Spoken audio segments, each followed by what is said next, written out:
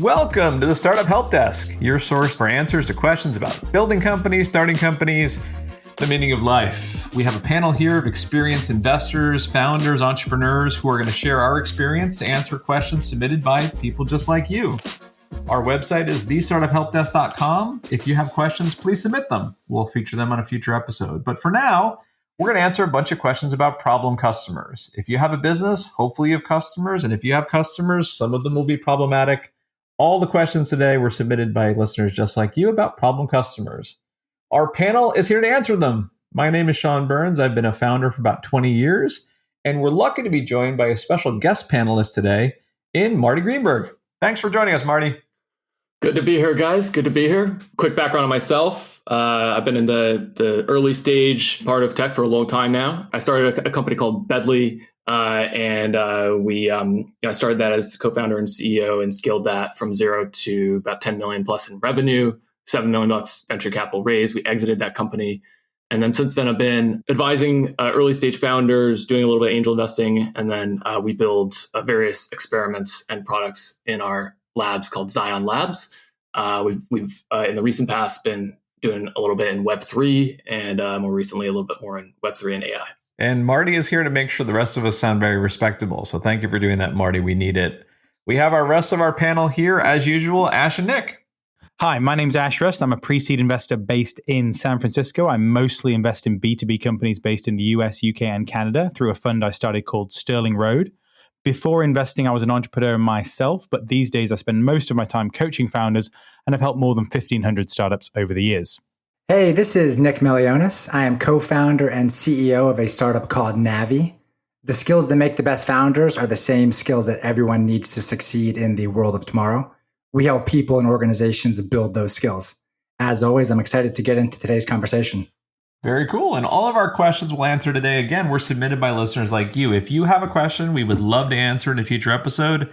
Just go ahead to thestartuphelpdesk.com to submit it, or find us on X, Twitter, whatever it's called this week as The Startup HD. We would love to answer your questions. But for now, we're going to answer questions about problem customers. And again, we all have customers, we all have problems, and problem customers can be difficult to deal with. So let's start it off. Our first question that was submitted is, we think one of our customers is planning to compete with us and copy our product. How can we know for sure? And what should we do if they are?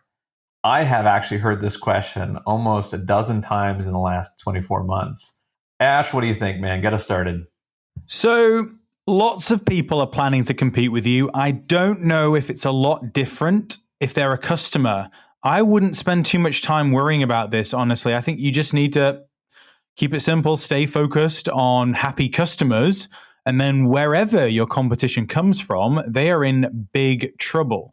Now, of course, if a customer is just harvesting data from your platform and they're actively marketing a competitive product, then it makes sense to cut them off. But that's going to be in a small minority of cases. I think most of the time, this is more of a concern problem than an actual problem for your startup. Interesting. Marty, what do you think, man? You've seen a lot of companies. Yeah, I mean, I think it's going to be very natural for. I would actually be surprised if this didn't happen. I would constantly sign up to competitor sites and use their product, and I know many people have. I think it's kind of a nature of the beast. If you do find out that one of your customers is, getting a lot of inside information, you can just stop them from having access. But I think that the second part around the copying, that sucks, but that also happens a lot. And, I think it was Picasso that said, good artists copy, great artists steal. I do think that people find a lot of inspiration from other products, and I think people should consider doing the same.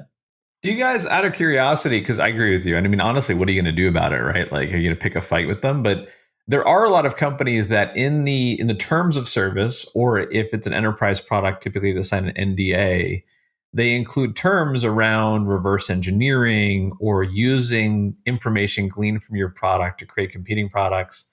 Do you think that matters at all to have those terms in place, or are they really just there as decoration? It depends on the stage of company you're in. If you actually have the resources to go through a legal process, most startups don't.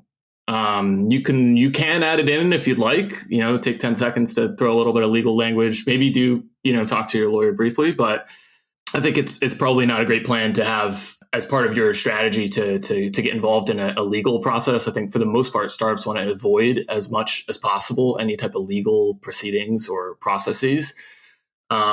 So, I think those things, maybe they might help in deterring, but just maybe don't plan on going through a full legal process. When you were saying deterring, all I could think of was like, beware our small print. And everybody's like, oh no, not the small print. Anything but the small print.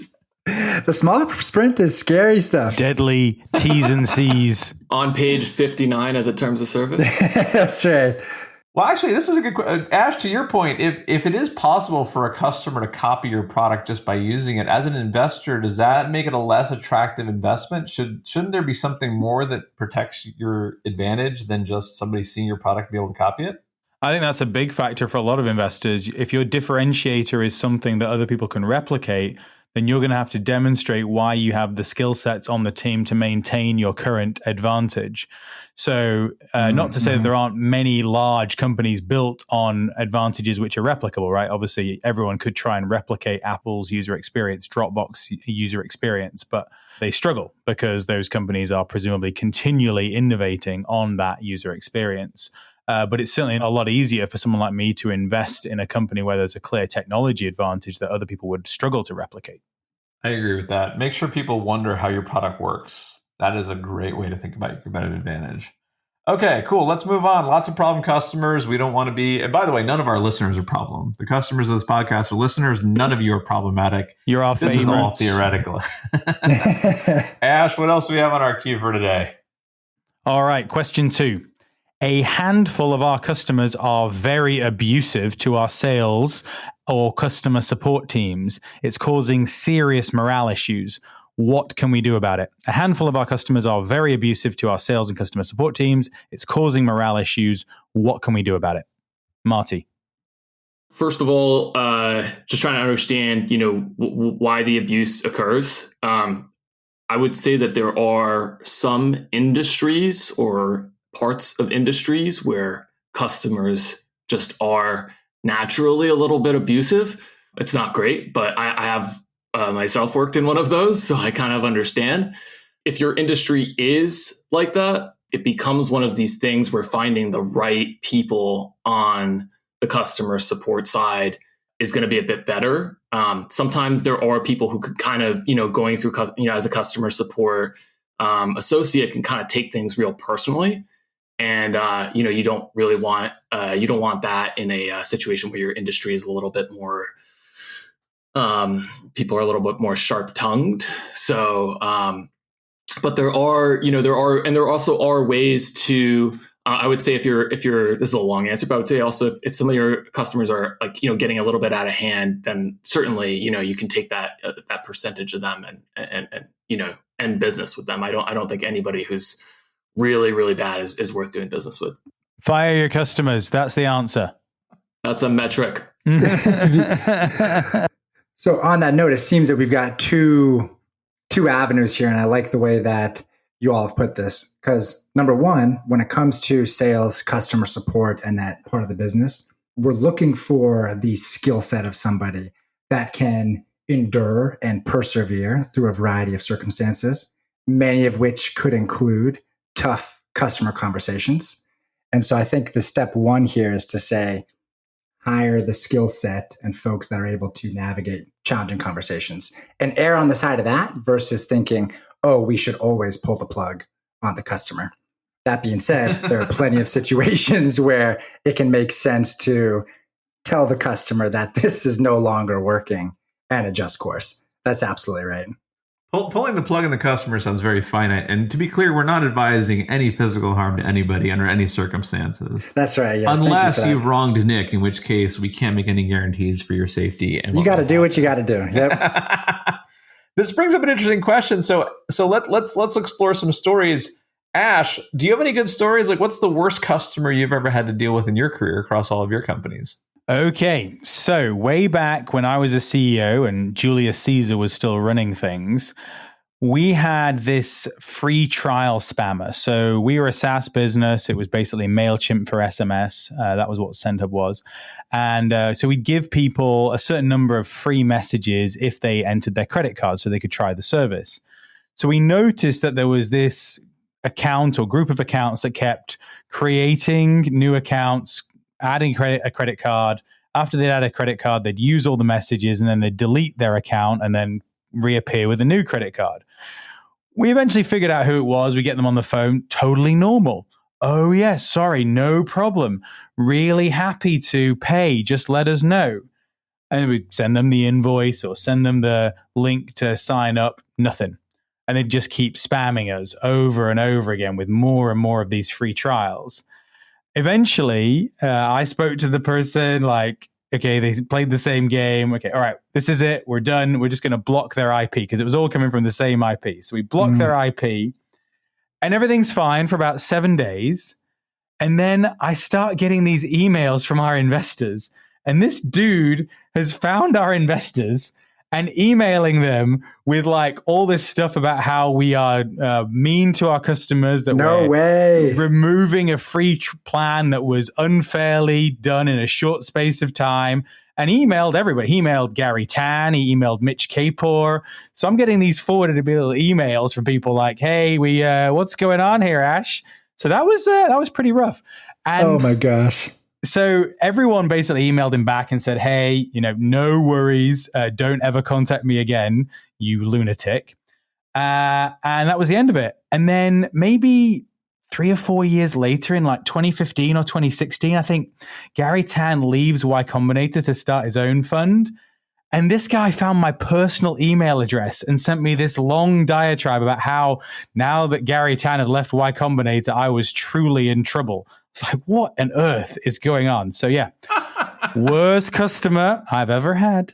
Oh my gosh. Twist, it was me. Revelation. Oh, let's get back to answering. And that was awesome, Ash. Thanks for sharing. That's a crazy story. Let's get back to answering some questions. Nick, what else is on our queue? All right, let's do it. So third question of the day that came from a founder is the following. Our biggest customer wants to invest in our company. And when we said no, they hinted they might cancel their contract. Should we let them invest? Marty, you want to kick things off? Yes, I want to kick things off. And the answer is no. I think you should absolutely not. The only caveat is if they are a significant portion of your business. In that scenario, I would try every possible way to not do so, to not have them invest. If that was not an option, then I would consider doing something from an investment standpoint that's as light as possible, that doesn't give them any data or information, that you can kind of appease them for the process. It does kind of, in that scenario, you kind of got a gun to your head if you really rely on that revenue. But that's honestly not a great business relationship to be in if somebody's kind of putting a gun to your head, trying to make you invest.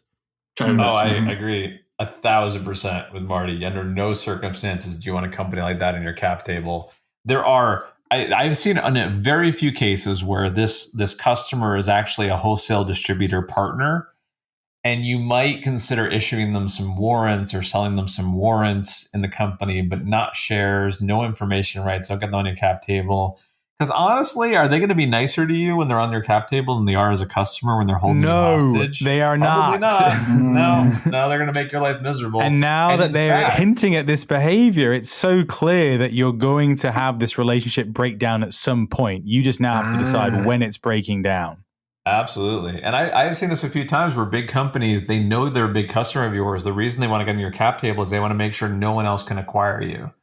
Because the minute they're on their cap table, they can create all sorts of noise if there's ever an acquisition, and they can essentially block you and make sure that maybe they're the only one who could ever acquire you for whatever price they decide. So you got to be really careful about this stuff. You got to be, it's so dangerous. Oh man, I can't even imagine.